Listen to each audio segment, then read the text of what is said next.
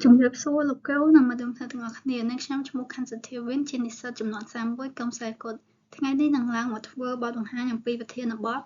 Boards of Director ចូលមកកាន់មាតិកាដែលមានចំនួន7ចំណុចចំណុចទី1សេចក្តីផ្ដើម2គោលបំណងក្នុងការបង្កើតក្រុមប្រឹក្សាពិបាល3ប្រភេទទូទៅរបស់ក្រុមប្រឹក្សាពិបាល4តួនាទីនិងការទទួលខុសត្រូវ5សារៈសំខាន់នៃក្រុមប្រឹក្សាពិបាល6បញ្ហាប្រឈមរបស់ក្រុមប្រឹក្សាពិបាល7សេចក្តីសន្និដ្ឋាន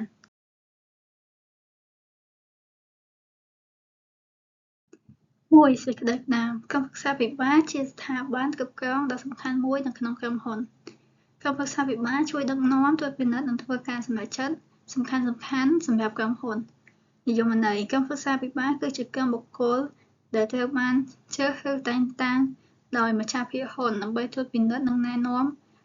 អង្គការឬក្រុមហ៊ុនមួយដោយក្រុមប្រឹក្សាពិបាលធានាថាក្រុមហ៊ុនដំណើរការប្រកបដោយប្រសិទ្ធភាពនិងស្របទៅតាមច្បាប់ចំណុចទី2គោលបំណងក្នុងការបង្កើតក្រុមប្រឹក្សាពិបាលកំណត់ទិសដៅនិងយុទ្ធសាស្ត្រជួយបង្កើនចក្ខុវិស័យបេសកកម្មនិងគោលដៅរបស់ក្រុមហ៊ុនរយៈពេលវែងត្រួតពិនិត្យការគ្រប់គ្រងក្រុមប្រឹក្សាពិបាលមានតួនាទីត្រួតពិនិត្យការងាររបស់អ្នកគ្រប់គ្រងនិងនាយកប្រតិបត្តិការពារផលប្រយោជន៍ម្ចាស់ហ៊ុននិងភាគីពាក់ព័ន្ធដោយក្រុមប្រឹក្សាពិបាលធានាថាគ្មានការកឹបកេងទៅលើផលប្រយោជន៍របស់ម្ចាស់ភាគហ៊ុនណាមួយឡើយអនុម័តគោលនយោបាយសំខាន់ៗ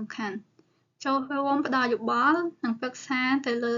គម្រោងសំខាន់ៗរបស់ក្រុមហ៊ុនគ្រប់គ្រងហានិភ័យនិងលើកកម្ពស់អភិបាលកិច្ច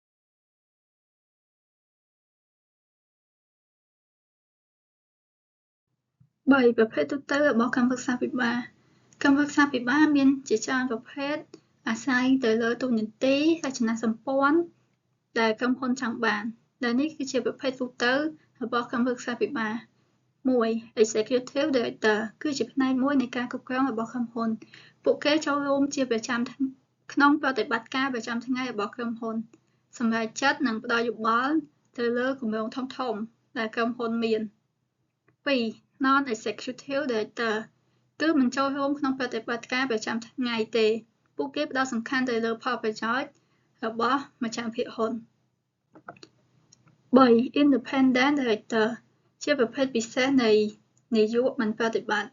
ពួកគេធានាថាការប្រតិបត្តិការរបស់ក្រុមហ៊ុនប្រកបដោយយុត្តិធម៌និងស្របទៅតាមច្បាប់និងកាត់បន្ថយជម្លោះផលប្រយោជន៍4 Inside Director បុគ្គលិកឬអ្នកគ្រប់គ្រងនៅក្នុងក្រុមហ៊ុនពួកគេមានចំណេះដឹងស៊ីជម្រៅទៅលើប្រតិបត្តិការទូទៅរបស់ក្រុមហ៊ុន5 Outside Director សមាជិកខាងក្រៅដែលមិនមែនជាបុគ្គលិក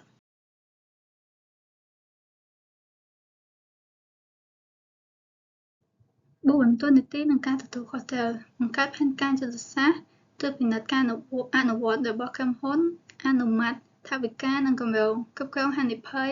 ធានាការអនុលោមទៅតាមច្បាប់គាំទ្រដល់ការរីកចម្រើនរបស់អង្គការឬក្រុមហ៊ុនចំណុចទី6បញ្ហាប្រឈមរបស់ក្រុមប្រឹក្សាពិបាលការគ្រប់គ្រងហិរញ្ញវត្ថុការយកស្របអនុម័តទៅលើគម្រោងធំៗដែលចាយថវិកាច្រើនអាចធ្វើឲ្យក្រុមហ៊ុនជួបវិបត្តិសេដ្ឋកិច្ចឬហិរញ្ញវត្ថុដែលឈានទៅដល់ការបាត់បង់កេរ្តិ៍ឈ្មោះរបស់ក្រុមហ៊ុនជម្លោះផលប្រយោជន៍ការអនុវត្តគម្រោងខ្លះធ្វើឲ្យបាត់បង់ផលប្រយោជន៍ទៅកាន់វិនិយោគទុនការទំនាក់ទំនងមិនល្អការរក្សាទំនាក់ទំនងមិនល្អរវាងក្រុមប្រឹក្សាពិបាលនិងវិនិយោគទុនធ្វើឲ្យបាត់បង់ផលប្រយោជន៍របស់ក្រុមហ៊ុនការសម្រេចចិត្តយឺតជាទូទៅក្រុមប្រឹក្សាពិបាលធ្វើការសម្រេចចិត្តយ៉ាងយូរទៅលើគម្រោងនីមួយៗដែលអាចធ្វើឲ្យបាត់បង់ផលប្រយោជន៍របស់ក្រុមហ៊ុនការគ្រប់គ្រងហានិភ័យដោយការសិក្សាគម្រោងមិនច្បាស់លាស់របស់ក្រុមប្រឹក្សាពិបាលអាចធ្វើឲ្យក្រុមហ៊ុនជួបហានិភ័យយ៉ាងធ្ងន់ធ្ងរចូលមកដល់ចំណុចចុងក្រោយសេចក្តីសន្និដ្ឋានក្រុមប្រឹក្សាពិបាលគឺជាផ្នែកមួយដ៏សំខាន់នៃក្រុមហ៊ុននីមួយៗដោយជួយណែនាំក្រុមហ៊ុនធ្វើការសម្រេចចិត្តសំខាន់ៗនិងធានាបាននូវភាពជោគជ័យរយៈពេលវែងតាមរយៈភាពជាអ្នកដឹកនាំនិងការគ្រប់គ្រងប្រកបដោយប្រសិទ្ធភាពរបស់ក្រុមប្រឹក្សាពិបាល